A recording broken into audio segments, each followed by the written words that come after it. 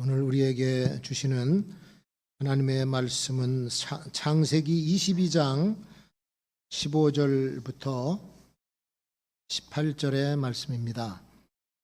여호와의 사자가 하늘로부터 두 번째 아브라함을 불러 가라사대 여호와께서 이르시기를 내가 나를 가리켜 맹세하노니 네가 이같이 행하여 네 아들 네 독자를 아끼지 아니하였은즉 내가 네게 큰 복을 주고 네 씨로 크게 성하여 하늘의 별과 같고 바다의 모래와 같게 하리니 네 씨가 그 대적의 문을 얻으리라. 또 네 씨로 말미암아 천하 만민이 복을 얻으리니 이는 내가 나의 말을 준행하였음이니라 하셨다 하니라. 아멘. 네, 지난 한 3, 4주간 아브라함의 믿음의 여정에 대해서 우리가 살펴보고 있습니다. 이 아브라함의 믿음의 최절정, 클라이막스가 어디냐? 바로 22장 아브라함이 자기 아들 이삭을 제물로 드리는 이 장면이 아닌가 생각이 돼요. 아브라함은 하나님의 부르심을 받은 뒤로부터 하나님의 이 감찰을 받습니다. 끝까지 지켜보세요. 실수하는 건 없나? 제대로 가고 있는지. 아브라함의 모든 믿음의 과정을 하나님께서는 하나님이 사람이기 때문에 끝까지 지켜보시는 거죠. 지난 주에 우리가 본 바와 같이 아들을 주신다고 약속을 했는데 그 아들이 더디 출생하니까 여종의 몸, 하갈의 몸에서 아들을 낳게 해요. 그게 이제 이스마엘이었었죠. 이스마엘이라고 하는 아들이 태어나긴 했는데 약속의 자녀가 아니었기 때문에 집안의 불화를 일으키고 갈등을 만들어내는 그런 요소가 되었습니다. 우리 잘 살펴봤죠. 그리고 13년 후에 불가능한 사건이 가능한 것으로 나타납니다. 사라의 몸도 출산한 능력을 다 잃었고 아브라함의 나이도 100세가 됐어요. 기대하지 않았던 그런 시점이었는데 아들이 태어납니다. 사라에게 내년에 아들이 있을 것이다 그러니까 사라가 웃었죠. 그래서 그 아들의 이름을 이삭이다, 웃음이다라고 하는 의미의 이름을 지어줬습니다.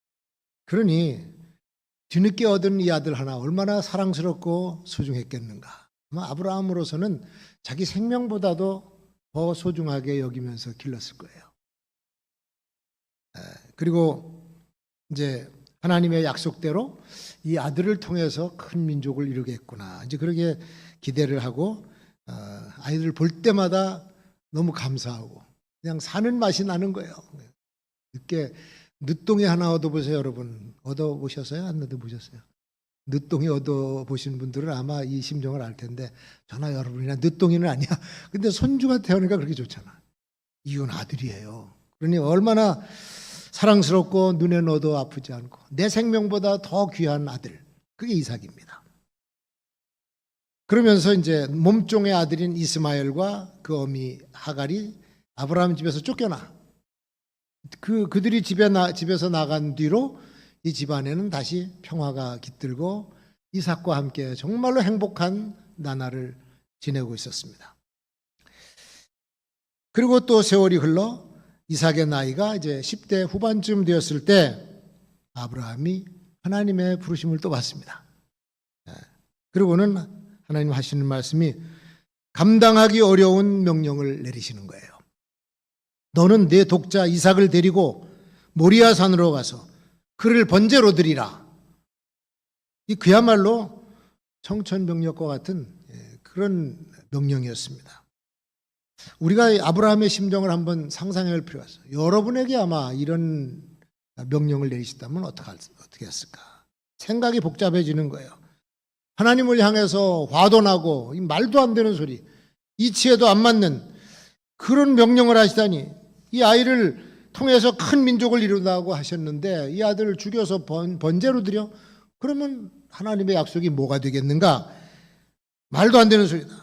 이건 하나님의 성품과도 안 맞고 하나님의 속성과도 맞지 않고 논리적으로도 맞지 않고 인간의 도리로도 이거는 있을 수 없는 명령이다. 뭐 이렇게 생각을 했을 겁니다. 하나님께서 아들은 주셨지만 모순적인 하나님의 명령에 대해서 아브라함이 참 수긍하기 힘들었을 거예요. 그런데 아브라함이 하나님의 명령을 그대로 받아들입니다. 결정은 뭐 많이 기도하고 내린 결정이겠죠. 하나님의 명령은 때에 따라서 사람의 생각, 합리적인 생각, 논리적인 것과는 다를 수가 있거든요. 이사야 55장에도 말씀하셨듯이 내 생각은 너희 생각과 다르며 내 길은 너희 길과 다르다 말씀하셨듯이 정말 하나님의 생각은 이해를 못할 일들이 많아요. 예수님도 마찬가지였어요. 신약성경에 보면 예수님께서 말씀하시고 예수님께서 하신 말씀 중에 이해 못할 것들이 많이 있습니다. 가난한 자가 복이 있다. 애통하는 자가 복이 있다. 그런 말씀 하시지 않나. 아니 또 물을 항아리에다 가득 채워놓고 떠다 주면 포도주가 되지 않나. 떡 5개 물고기 2마리로 5,000명을 먹이고 12광주리가 남질 않아. 무리를 걷질 않나. 죽은 사람이 다시 살아나질 않나. 이게 과학적으로 논리적으로 이해가 안 되는 일들이 예수님 살아계실 동안에 많이 일어났거든요. 그런데 하나님의 명령과 하나님의 행위에는 우리 인간이 이해하지 못하고 상상하지 못할 기적들이 많다는 것을 믿으시기를 축원합니다. 아브라함은 그런 하나님을 믿기로 했던 거예요. 그걸 우리는 절대 믿음의 사람이라고 보는 거죠. 아브라함은 절대 믿음을 소유하고 살았다. 자, 우리 사는 시대를 한번 보십시다. 거짓이 많아요. 불의가 많고 신용이 보장되는 사회가 안심하고 사는 사회가 되는데 거짓말하는 사람이 너무 많고 사기치는 사람들이 많으니까 사람이 사람을 못 믿는 불신의 사회, 불신의 시대가 된 것입니다. 그래서 제가 이런 사회 속에서 우리가 누굴 믿어야 되나. 사회 지도자라고 하는 사람들은 공적으로 알려진 사람들입니다. 공인이라고 그래요. 그런데 이런 사람들이 거짓말을 잘해. 너무 잘해. 얼굴색 하나도 변하지 않고 거짓말을 아주 텔레비전에 나와서 잘하는데 사람들은 다 그런 사기꾼, 파렴치한 사기꾼 그래 하는데도 그 사람들은 전혀 죄책감이 없어. 그러니 이런 사회에서 우리가 누굴 믿고 누구를 신뢰한단 말이냐. 거짓된 사회에서는 불신만 커질 뿐이에요. 우리나라를 정의롭게 만들어 보겠다고 정치하는 사람들 믿을 수 있나?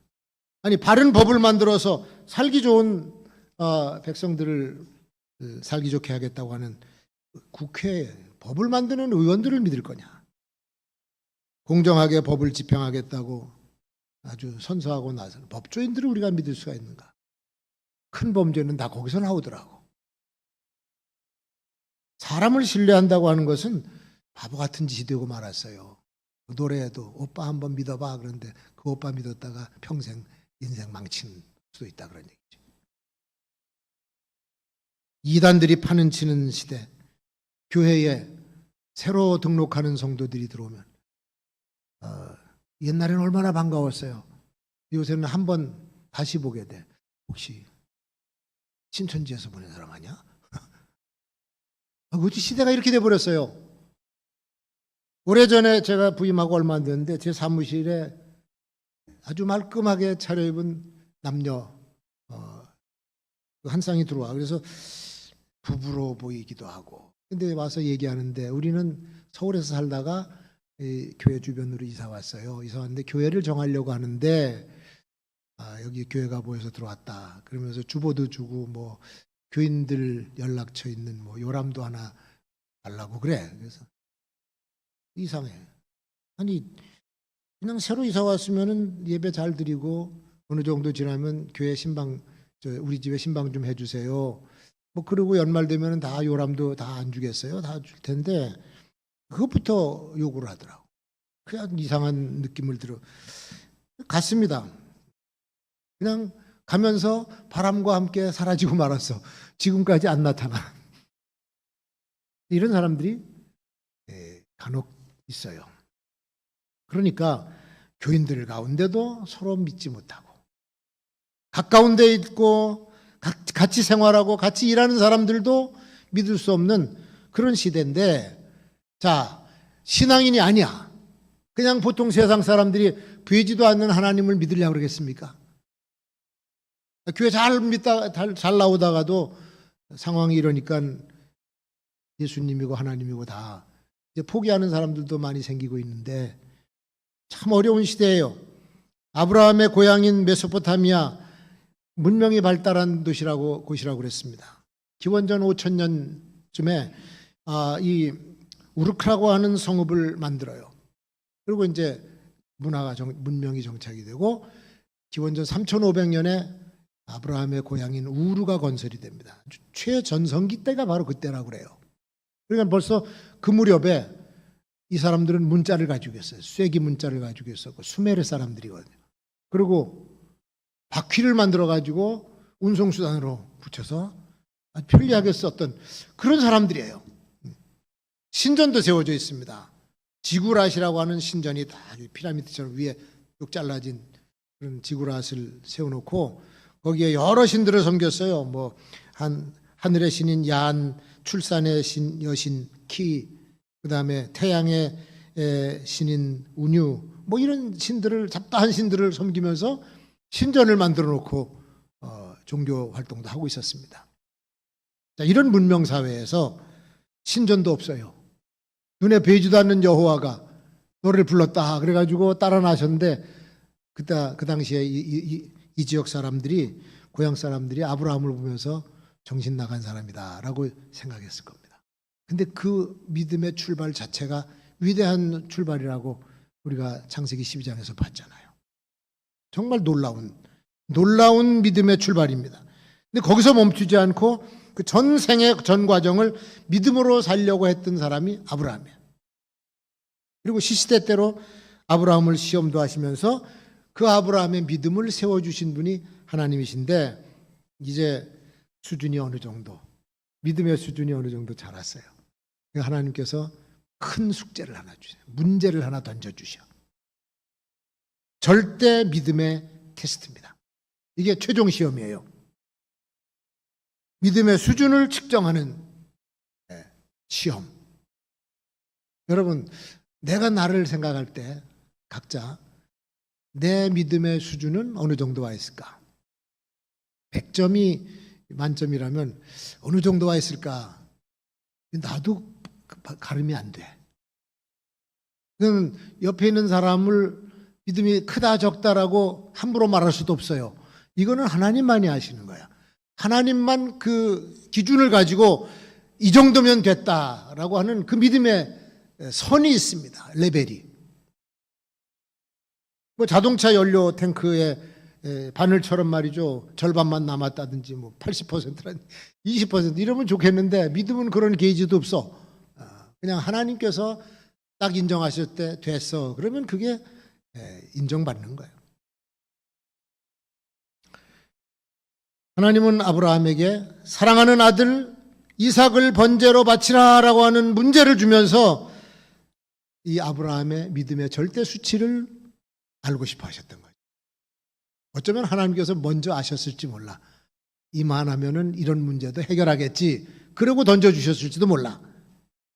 아브라함 정도의 믿음이면 내가 이 정도 문제를 내도 해결할 수 있을 거야. 그런 정도가 됐는지 모릅니다. 어린아이와 같은 사람한테 어른들의 문제를 주겠습니까? 그래서 하나님의 기준에 맞는 아브라함의 믿음을 체크해 보려고. 오늘도 마찬가지입니다. 우리 한 사람은 저나 여러분들이나 하나님께서 가지고 계신 기준으로 내 믿음을 측정하는 거야. 그만하면 됐지 뭐. 여러분, 하나님께서 인정하실 만한 그 믿음, 이게 이제 절대 믿음이에요.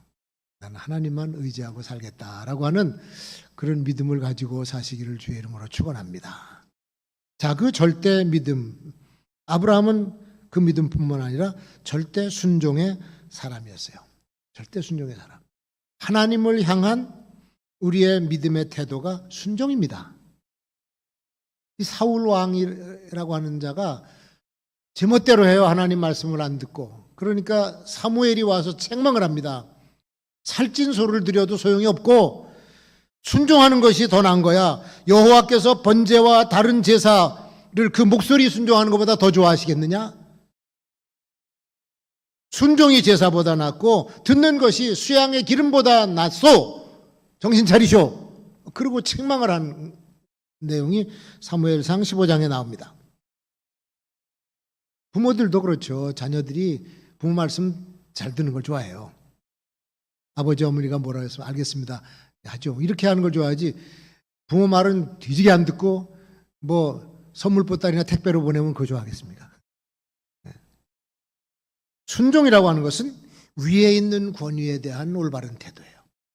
위에 있는 권위, 나보다 높은 권위, 내가 하고자 하는 것 다 주장하고 위의 권위는 다 무시하고 지멋대로 한다? 상하의 관계의 질서가 깨져버립니다. 하나님은 위에 계시는 최고의 권위, 최상의 권위예요. 더 이상 없어요, 그분보다. 그러니까 하나님께서 말씀하시고 하나님께서 명령하시면 내가 선택할 여지가 없어요. 그냥 순종하느냐 아니면 불순종하느냐, 그 둘 중 안에 하나입니다.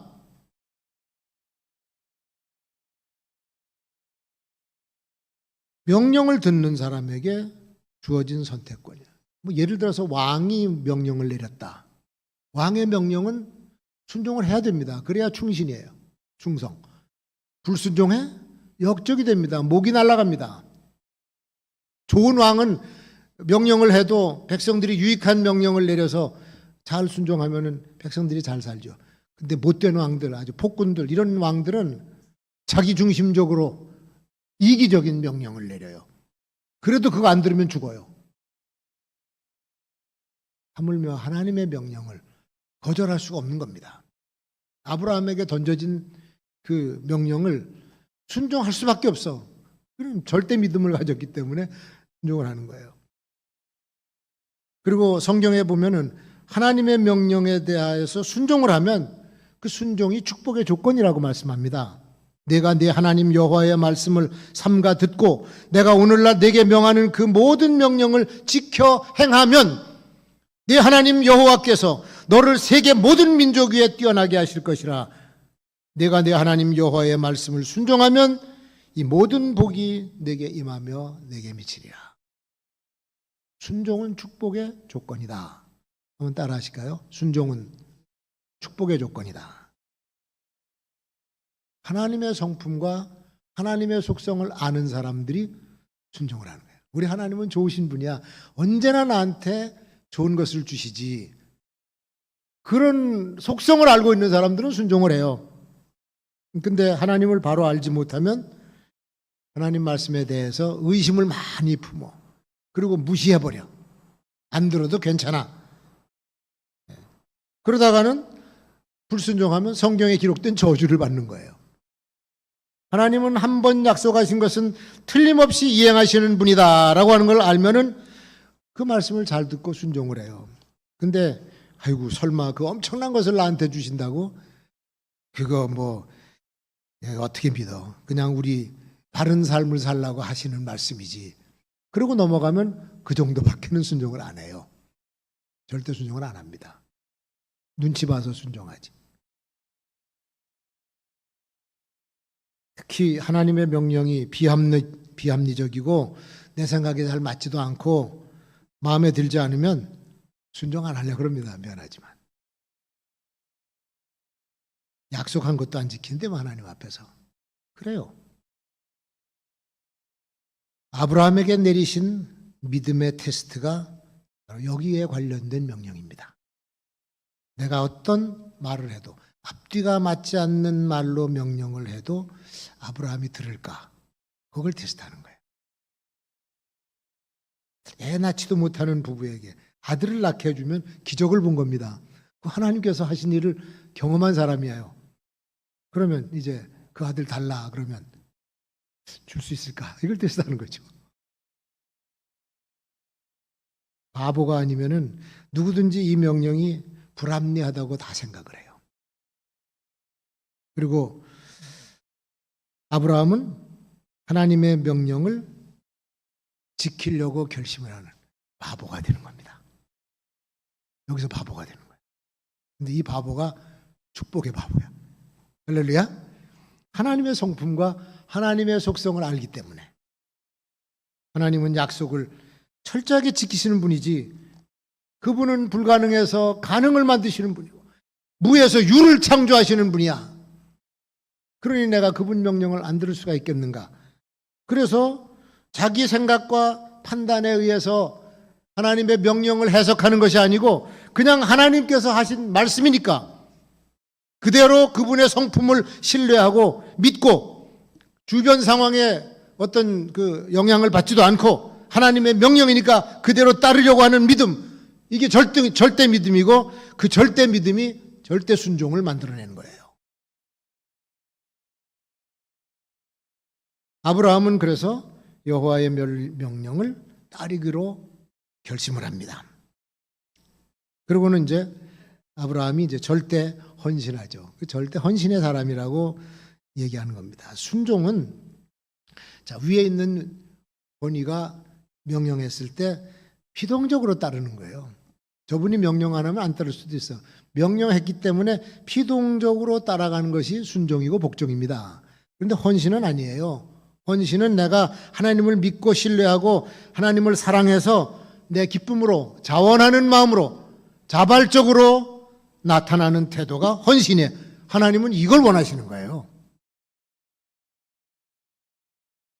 시켜서 하는 것이 아니라 하나님을 사랑해서 드리는 그 아름다운 헌신이 더 값지다, 그런 얘기죠.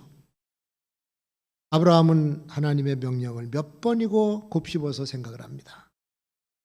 마음에 하나님의 음성이 들려와, 아브라함아, 너 정말 나를 사랑하니? 내가 너에게 생애 최고의 선물을 주었는데 그 아들 이삭을 사랑하니? 너는 내가 하나님이기 때문에 나를 신뢰하고 따라왔느냐? 아니면 아들 준다고 했기 때문에 따라왔느냐? 계속 아브라함의 마음속에 이런 음성이 들려오는 거죠.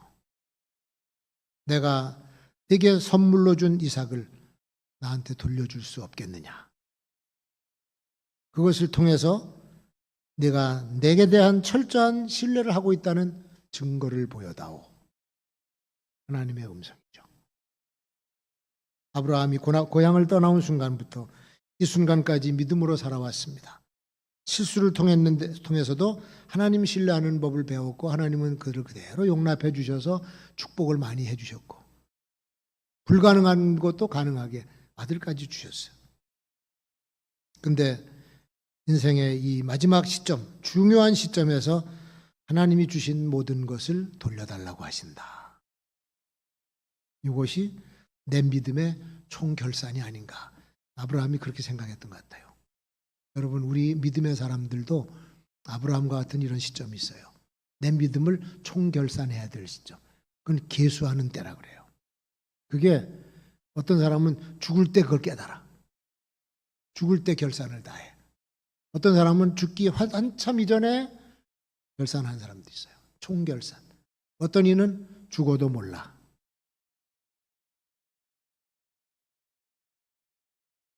이 중대한 결단을 내려서 결산을 할 그 시간이 바로 믿음의 결산이고 그가 언제인지 모르지만 우리는 이 시점을 대비해야 됩니다. 그래서 아브라함은 하나님의 명령을 바로 자기의 믿음을 결산할 시점인 것을 알고서 그대로 따르기로 마음에 아주 굳게 결심을 한 거죠. 사랑하는 아들 이삭을 하나님 명령 따라서 번제로 드리리라. 근데 이 아이는 아브라함의 아들만이 아니라 자기 아내 사라의 아들이요. 사라의 아들이기도 해. 근데 성경에 보니까 아브라함은 사라와 이 문제로 의논했다는 구절이 없어요. 혼자 결정을 했습니다. 믿음의 결단, 헌신의 결단은 때에 따라서 하나님과 나와 나만의 결단이기도 해요. 가장 가까운 사람, 가장 사랑하는 사람과도 나눌 수 없는 결단, 그 시점이 있다는 얘기예요. 만약에 이 무거운 짐을 아내 사라에게 말을 했다고 하면 어마어마한 짐이죠, 이거는. 필경 사라는 고통 속에서 절규하고 밤새 잠도 못 자고 밥도 안 먹었을 거야. 그리고 비통에 빠져서 우는 자기 아내 반대를 어떻게 물릴 수가 있겠어? 그런 상황을 맞는 것이 눈에 보이니까 말을 안 하는 거예요. 그리고 아브라함 혼자 그 고독하게 결단을 하고 그 아픔을 자기가 혼자 짊어지는 겁니다. 이삭이 떠나는 순간까지도 사라는 몰랐어요. 어디로 가는지.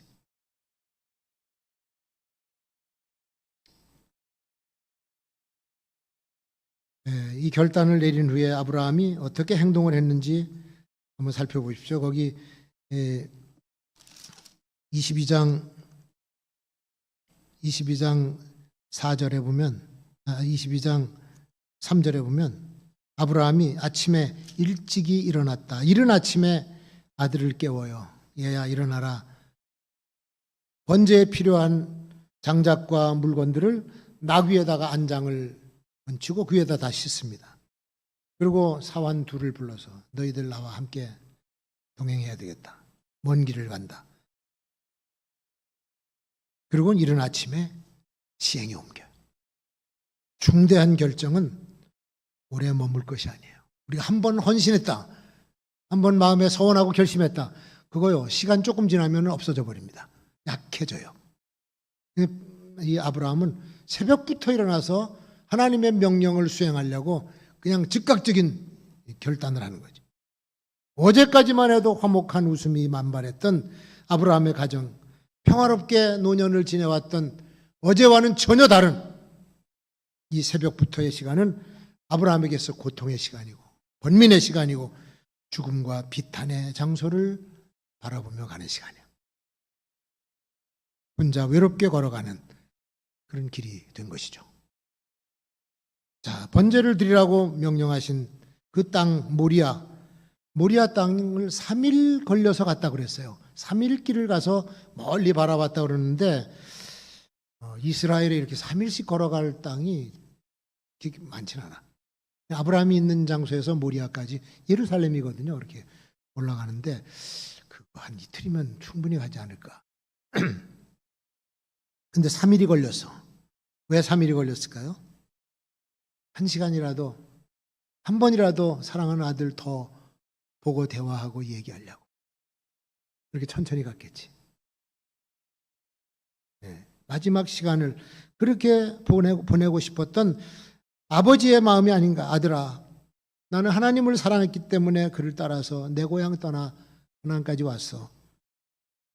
하나님은 우리를 축복하셔서 재산도 많이 주고 화목한 가정을 만들어 주셨잖아. 마침내 너를 우리 집에 가장 소중한 선물로 주신 분도 하나님이셔. 나는 내 생명보다도 너를 사랑한단다. 이삭아, 너 아버지 마음 알지? 너도 아버지 사랑해? 그런 대화를 하면서 길을 가는데 이거 눈물 없이 볼 수 없는 장면이에요. 하나님의 사랑, 하나님 사랑, 아들 사랑 사이에서 어떤 하나는 포기해야 되는 괴로운 심정을 아버지는 가지고 있었어요.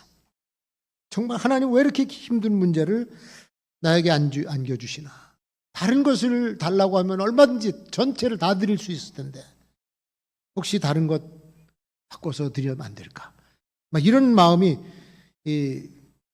하루에도 수없이 들었을 거예요. 하나님 그렇게는 안 될까요? 예수님도 그랬죠. 예수님도 십자가 지러 내려가시는 그 길에서 너무 고통스러워서 겟세마네에서 기도하시면서 아버지요, 이 잔을 내게서 옮기시면 안 되겠습니까? 꼭 십자가 져야 되겠습니까? 예수님도 그랬고 아브라함도 그랬어요. 이런 결정 속에서 우리는 많은 갈등을 해요. 하나님의 명령은 한번 내리면 변하지 않아. 마침내 번제 드릴 장소인 모리아산에 도착했습니다. 장작은 이삭이 매도록 하고 아브라함은 불과 칼을 들었어요. 그리고 사환들에게 너희들은 여기서 나귀와 함께 기다려라. 이 아이와 함께 가서 하나님을 경배하고 다시 오리라. 돌아오리라. 그 돌아오리라라고 하는 히브리 원어는 복수예요. 복수. 우리가 함께 돌아오리라. 이렇게 해석이 돼 있어요. 혼자 온다는 것이 아니야. 그러면 마지막 순간까지도 아브라함은 여호와가 이 아이를 구출해 주시든지 아니면은 부활시켜 주시든지 어떤 방법으로 하든지 그 약속을 지켜 주실 것을 믿고 한 말씀입니다. 이삭이 나무를 지고 언덕을 올라가는데 이 모습을 하나님의 아들 예수님께서 십자가를 지고 골고다로 올라가는 그 모습 같이 이렇게 오버래핑을 해서 신학자들은 이 모습이 예수님의 십자가를 지고 올라간 모습의 모형이다라고까지 해석을 해놨어요. 근데 한참 올라가던 아들이 이삭이 이상해서 아버지한테 묻습니다. 내 아버지여, 불과 나무는 여기 있는데 번제할 어린 양은 어디 있나이까? 아버지가 가슴이 콱 막혀 말을 못하겠는 거예요. 어떻게 대답을 해요? 예수님이 막 피를 흘리면서 올라가시는데 하나님께서는 고개를 돌리시고 아무 소리 안 하셨어요. 이 아브라함의 입에서 뭐라고 하냐면 아들아, 번제할 어린 양은 여호와께서 친히 예비하셨느니라. 그래서 제단을 만들고 나무를 버려놓고 제물을 올려야 되는데 그제서야 아브라함이 아들한테 이삭아, 여호와께서는 너를 제물로 받으시고자. 이삭이 벌써 나이가 10대 후반이면은 혈기왕성한 힘이 장사지 않겠어요? 아버지는 100세가 넘었고 밀치면은 쓰러질 수밖에 없는 그런 상황. 도망도 얼마나 칠 수 있는데 이삭은 그대로 묶여서 자기가 번제할 나무 위에 그냥 그대로. 이거는 말이죠. 하나님께서 보실 때 아브라함의 아버지의 절대 순종, 아들의 절대 헌신, 이 두 개가 한꺼번에 보이는 거야, 거기서. 더 이상 무슨 설명이 필요 있고 더 이상 무슨 테스트가 필요가 있어요. 그 아브라함이 칼을 들어서 이삭의 목을 찌르려고 내려가는데 하나님의 사자가 하늘로부터 높이 소리를 지릅니다. 아브라함아, 아브라함아, 그 아이에게 손대지 말아라. 아무 일도 그 아이에게 하지 말아라. 그리고 수양의 소리가 나는 곳을 보니까 뿔이 나무에 걸린 수양 한 마리가 거기 딱 걸려 있어요. 그걸 제물로 받아 잡아서 바치라고 하는 거죠. 이삭 대신에. 그래서 여호와 이레라고 하는 말이 나온 겁니다. 하나님께서는 아브라함의 믿음을 여기서 완전히 인정해. 100% 인정을 해. 더 이상 테스트도 필요 없어. 그리고는 어마어마한 축복을 내리시는데 여호와의 사자가 두 번째 그를 불러 앞에서 봉독한 이 말씀 그대로입니다. 두 번째 불러 가라사대 여호와께서 이르시기를 내가 나를 가리켜 맹세하노니 내가 이같이 행하여 내 아들 내 독자를 아끼지 아니하였은즉 내가 내게 큰 복을 주고 내 씨로 크게 성하여 하늘의 별과 같고 바닷가의 모래같이 하리니 내 씨가 그 대적의 문을 얻으리라. 아브라함의 자손들이 가는 곳마다 땅을 정복한다 그런 얘기예요. 대적들을 물리치고.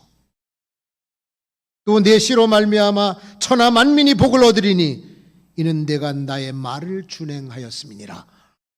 하나님 말씀에 절대 순종, 절대 헌신한 뒤에 받는 완전한 축복의 보장이죠. 여러분, 우리 하나님께 인정받는 믿음 하나만 가지면 내가 상상하지도 못했던 엄청난 축복을 보장받고 결국 그 축복이 우리와 우리 후손의 것이 될 줄로 믿습니다. 아브라함의 믿음에서 저는 이걸 결론으로 절대 믿음, 절대 순종, 절대 헌신. 할렐루야.